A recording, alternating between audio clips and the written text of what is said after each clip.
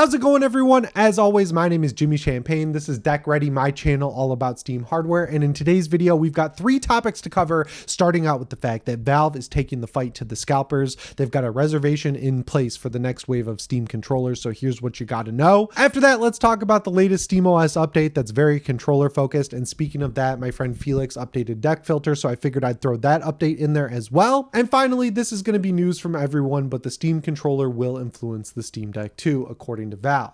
I hope you are having a great week playing a ton of video games. I hope your controller at least shipped if you were able to get one. I am playing Forza Horizon 6, and that's all I can say. Look forward to my coverage about whether or not it runs well on the Steam Deck very soon. Also, if you're one of the 75% of the viewers of this channel who are not subscribed, help me out by subscribing and setting your notifications to all. But with the intro out of the way, let's get into the first topic here and talk about how Valve is taking the fight to the scalpers. I'm glad they're doing this. This should have been there from the start, but I'm glad that they've got a system in place. I'm just going to use the page as reference. So if you see me looking down, my laptop's right there. They say, yep, the Steam controller launched on May 4th. And while they were happy to see such a high level of interest, the experience for a lot of people out there was not great, and they don't like that. So they put a reservation system in place.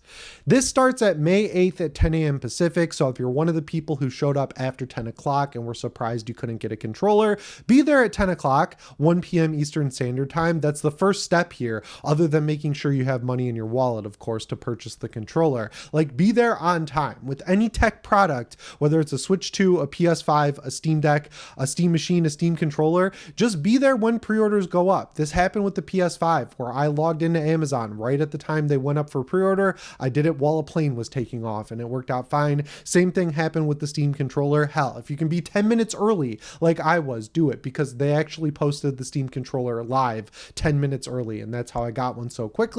Spoilers, it didn't actually help me because everyone shipped before mine. It's at 2:35 p.m. on May 7th, and right before I started recording this video is when my controller shipped. So that's how it went for me. Regardless, be there at 10 a.m. So to really make sure this actually works, they've got some extra rules in place, starting out with the fact that you can only order 1 controller. So if you get in line for the reservation system, the limit of 2 is gone. You can only order 1. Knowing that it was so hard to get, obviously that makes sense. I didn't think beforehand that 2 was that big of a deal because I just assumed that they did the math and were like, well, we've got like 100,000 of these ready to be shipped out, so we can let people order 2, but it looks like they might not have done that. So yeah, limiting it to 1 is good. And then once you receive the email that your place in line has come up, you have 3 days, 72 hours from when that email sends to order your controller. I have some tips here. People love my tips. Check your spam folder. I have Steam support and Steam sale notification emails go into my spam folder all the time, and Gmail just sucks. Like, I'll be in a conversation that's like 8 messages long with someone, and then I won't hear from them for a little bit, and I'll be waiting on them. And then the next day, I'll check my spam folder, and it'll be sitting right there, the entire conversation. So check your spam folder when you check your email for the order notification. But yeah, 3 days should give you more than enough time. I'm honestly surprised they're giving people that much time. I would have guessed they'd do 24 hours to clear them up quicker, but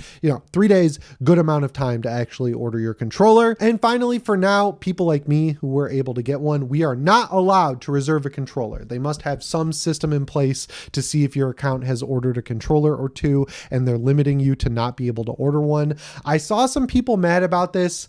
You'll be able to order one eventually, right? There will be a point where the supply exceeds the demand and you'll just be able to order one. It happened with the Steam Deck. It happened with the Steam Deck OLED. I don't think that's going to take that long. So in the meantime, I think it's fine if you can only order 1 controller. I know that there's all these edge cases because I hear about them all the time in relation to the Steam controller not working with Windows, but it's an edge case, right? Like, you want to cover the vast majority of people, and the vast majority of people only need 1 controller, and this will help the line get moved through quicker. So overall, I think that's a good rule as well. That's not it. There's additional rules that we got to cover. First of all, your account must be in good standing. So like, if you've been banned from Counter-Strike, if you've been banned for trade violations, if you've been banned for like over refunding games, I hate to say it, you might have some trouble getting a controller. Address your life choices for the future. Hopefully there's like a, like when you have medical debt and if you just wait 7 years, it gets removed from your account. Hopefully there's a system like that in place for Steam? I don't know if there is, but yeah, you've got to be in good standing. And finally, you must have made a purchase on Steam with this account before April 27th, 2026. I like that they set it back to before the Steam controller launch, because this is going to hurt the scalpers, right? Like, even though they had a 2 limit in place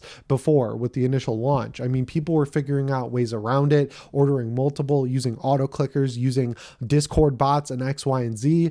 They're cutting that out. So hopefully you won't have the situation play out where, you know, while people were having trouble getting them on Monday, they were looking at eBay and seeing them not just show up as listed for $250 or $300, but actually selling for $250 or $300. So hopefully no one bought those for that much, because it's better to just wait to get your hands on it. Like, it's not going to disappear forever, right? Like, it's going to come back in stock. But that just sucks when you have a situation like that where you're really excited to pre-order something and then you see it show up on eBay for an insane amount of money. I mentioned this in a video that's going up later this week, but my Resident Evil watch really put hate in my heart for scalpers, because not only did it sell out thanks to bots in 2 seconds, it went from $2,000, which was already a lot of money, up to $9,000 or $10,000, and it was selling for that. So it just sucks. It's a shitty situation. I'm glad they have this system in place.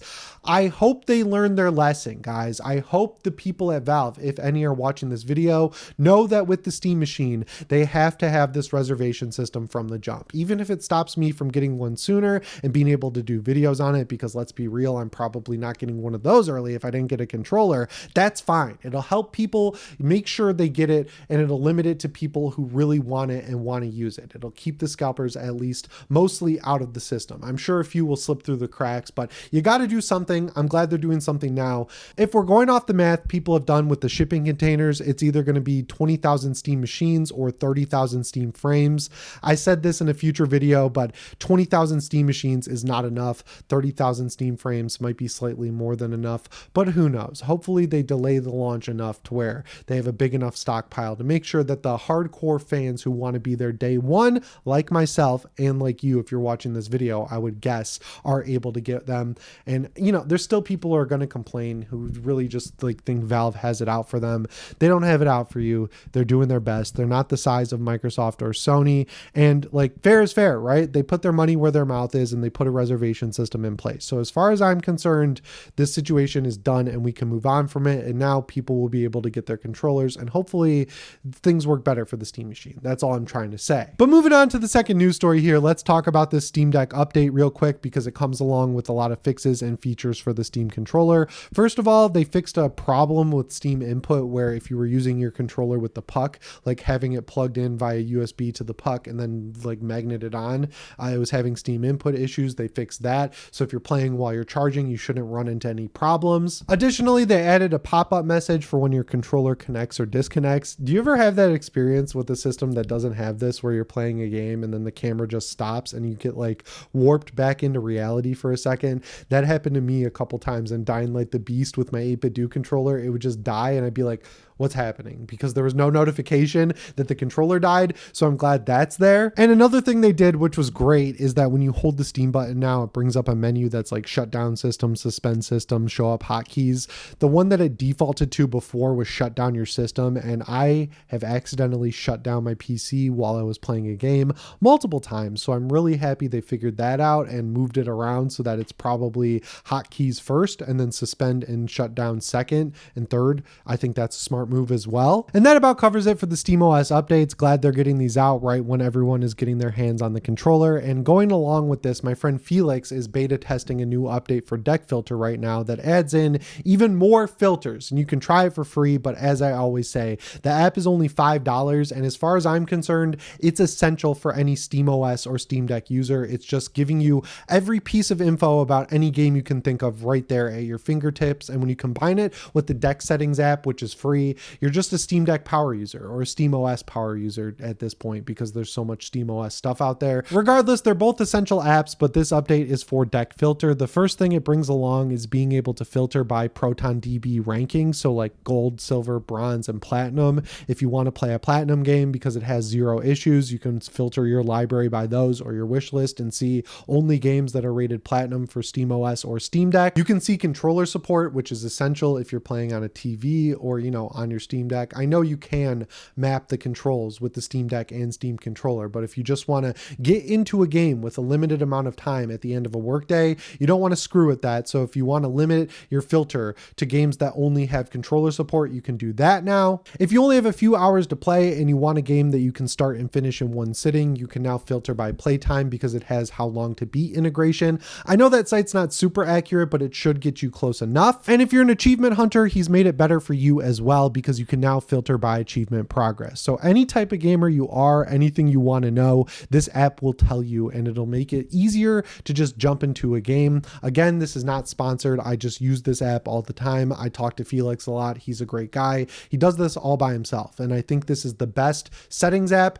and best filter app for your wish list and library, bar none. So if you have $5 to spare on iOS and Android, toss it his way. He deserves it. And if you want to try out the latest version for free, it's linked in the description. But let's wrap up the video talking about the Steam Deck 2 really quick. In all these interviews that Valve did over the past week or so, a few of them have been slipping through the cracks with tons of great info. And one was Norm from Tested interviewed Valve about the Steam controller, and focusing on the TMR joysticks, he asked if that's something we would see in the Steam Deck 2, and they were coy about it. They were like, we're not talking about Deck 2, but yeah, look at the progression from the Steam Deck to the Steam controller. Obviously, we took some stuff forward and made some improvements like with the joystick, so you can expect to see stuff that works well in future hardware. And I don't think the Steam controller 2 is coming out before the Steam Deck 2, so it seems like the Steam Deck will have TMR joysticks in its next iteration. I think that's even more essential for the Steam Deck than it is for the controller, because